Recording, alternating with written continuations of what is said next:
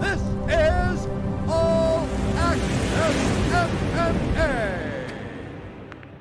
It is so great catching up with my next guest, who now has an opponent change. He's going to be taking on Duane Johnson at Bellator 273 on January 29th. Dalton Rosta joining me here on the program for the very first time. Dalton, how are you, sir? I'm good. How are you? Doing awesome. Kind of a bummer about this fight because I know your original opponent, there was a lot of hype behind him and everything else. When did you find out about the opponent switch up? Yeah, so it was probably maybe 5 days ago or so.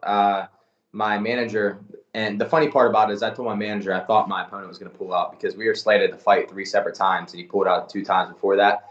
And he texted me and said, Romero pulled out. And I thought he was just joking with me. So I called him, laughing, like, stop fucking with me. He's like, I'm not fucking around. And so he told me that they were looking for a new opponent.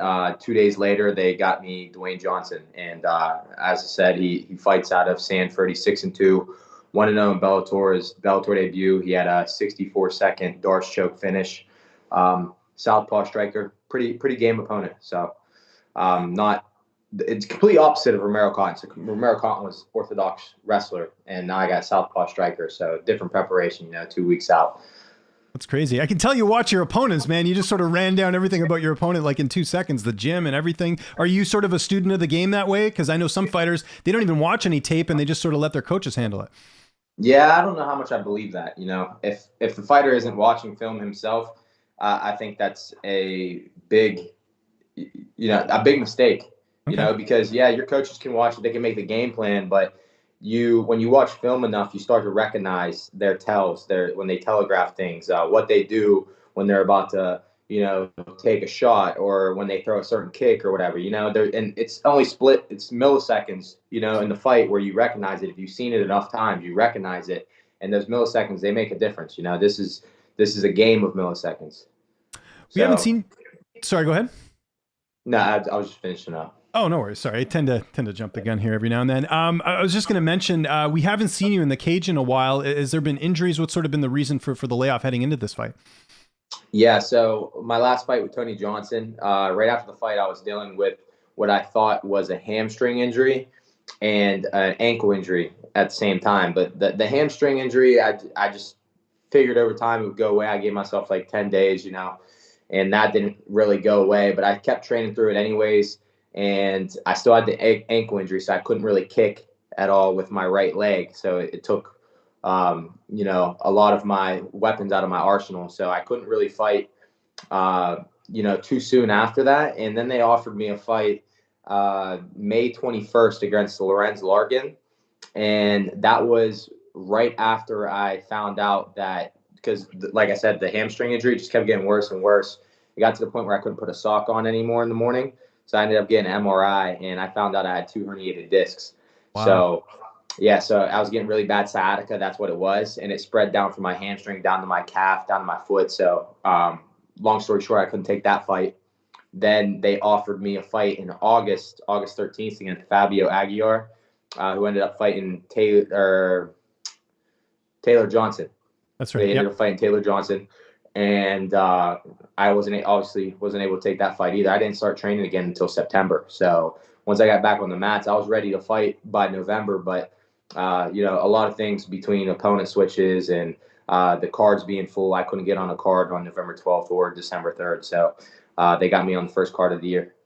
Well, good for you for at least getting the injuries checked out. I mean, you're fighting, if you had to end up fighting a guy like Larkin, you want to make sure you're, pretty good to go. I know you're not always 100% going into a fight, but still, that sounds pretty serious. Taking away my hamstring and, ankle, taking away all of my kicks, against somebody like Lorenz Larkin, you don't want to do that. You know what I mean?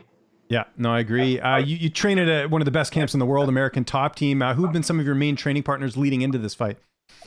So because I was fighting Romero Cotton, I was training with a lot of wrestlers. I was training with Austin Vanderford, Johnny Eblin, Josh Silvera, Conan's son, who fights in LFA. He's 6 or 7-0, double champ there.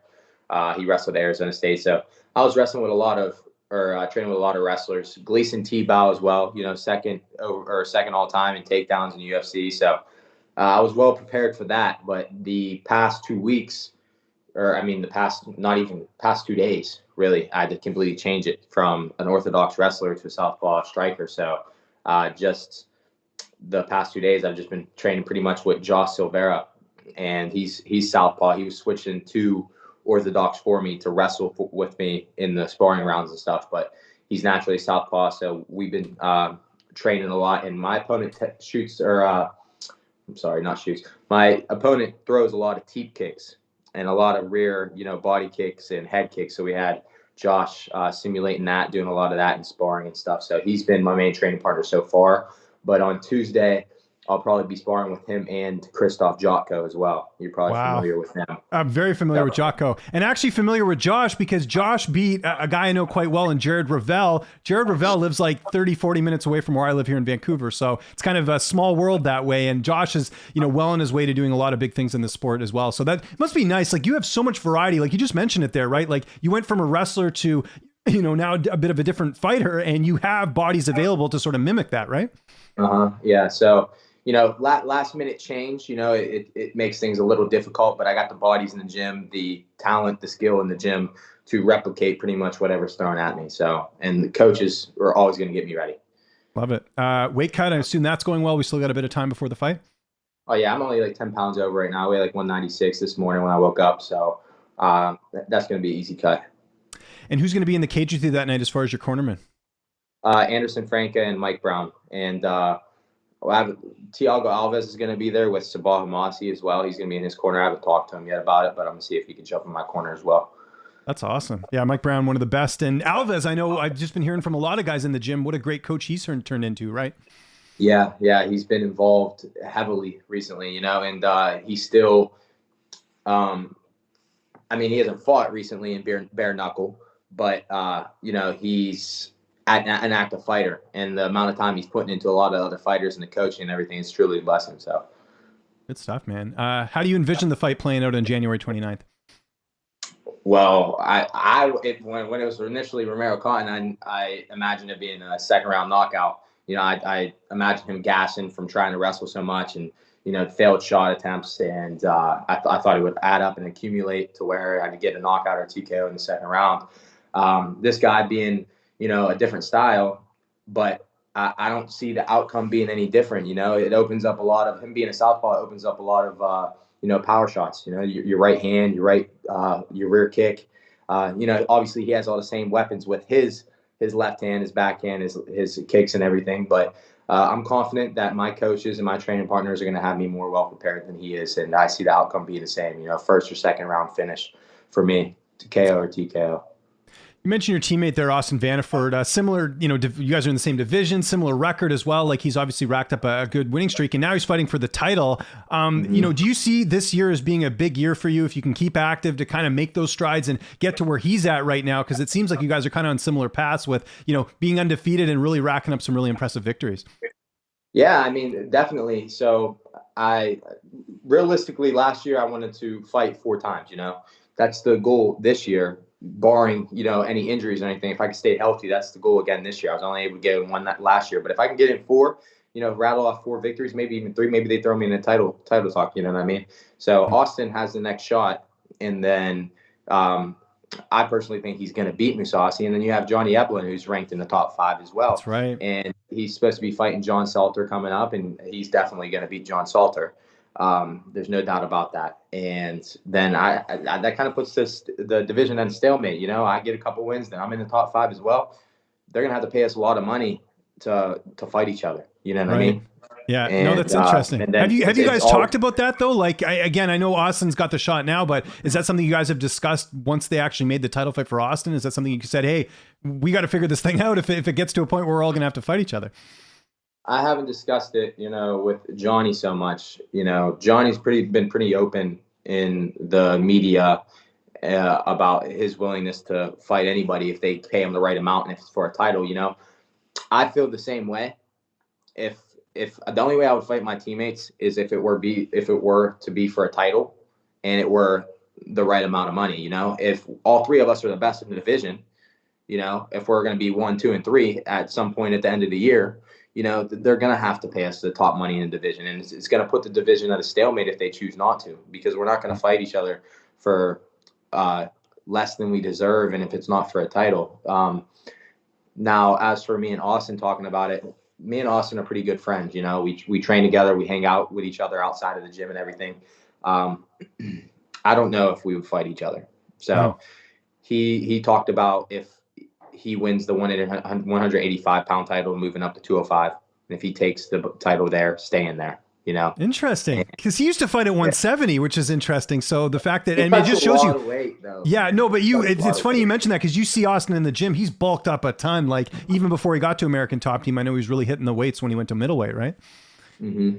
Yeah, so he doesn't cut like a crazy amount of weight, but he's big enough to fight 205. He has the wrestling background, he has the strength, explosion, everything. I mean, all of us do. Me, him, and Johnny all. So, I mean, if it gets to that point, that's what Austin said his his goal would be. So, I mean, there's the only way to truly see how that plays out is whenever we get in that position. So see what Bellator is willing to work with, see what the American Top Team's willing to work with. Me and Johnny both have the same manager, so that, I mean, there's a lot of like mutual ties in there. So it's going to be very, very tough. And I see Bellator having to pay a lot of money and definitely making it for a title if it were to happen. Yeah. No, completely understand. We talked all about fighting. What about your hobbies outside of fighting? You watch any other sports? You Netflix guy, video game guy? What do you like doing outside of fighting and training? So I play video games a little bit. I'll go on like binges where I'll be on the game for 3-4 days in a row.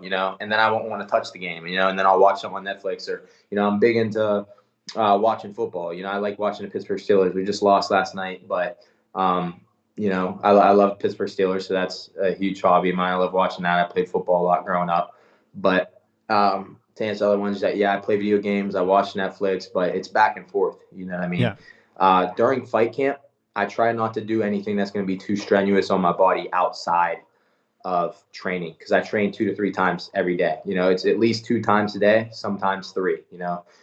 Usually I'll throw in, like, sometimes on a Monday I'll do three sessions. Sometimes on a Tuesday. It's not consistent where I do the 3s, but it's usually Monday, Tuesday, and or Wednesday where I'll do the 3 training sessions. But every day's consistently 2. But I throw in a third one here and there. So doing anything strenuous outside of that would be a little bit too taxing on my body, and I feel like I wouldn't be getting as much out of my training as I need to be.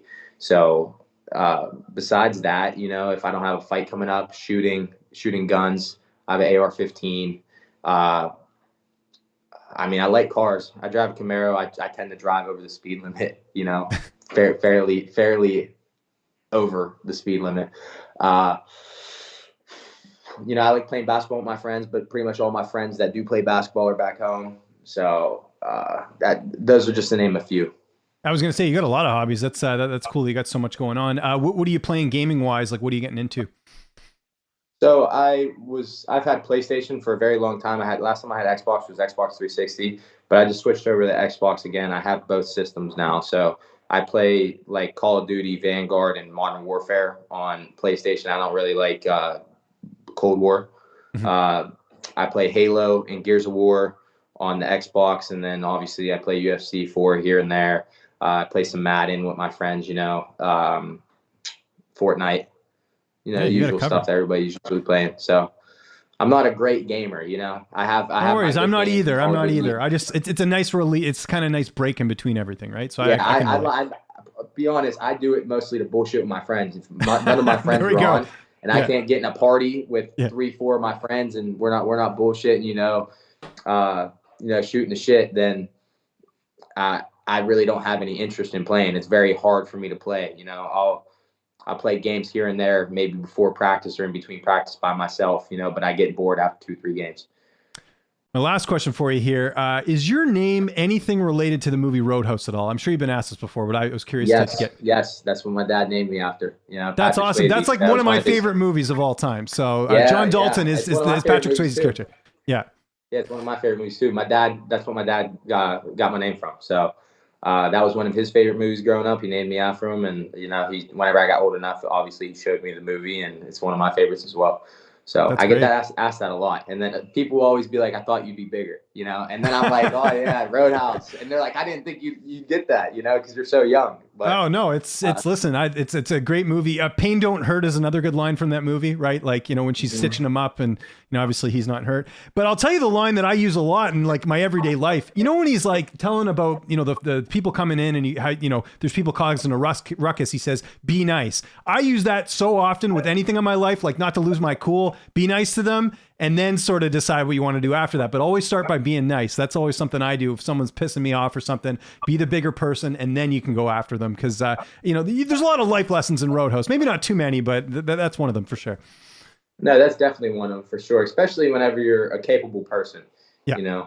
And there's a big difference between having rage, and just being one of those people that throws a temper tantrum all the time, and being somebody that's capable in controlling it. You know what I mean?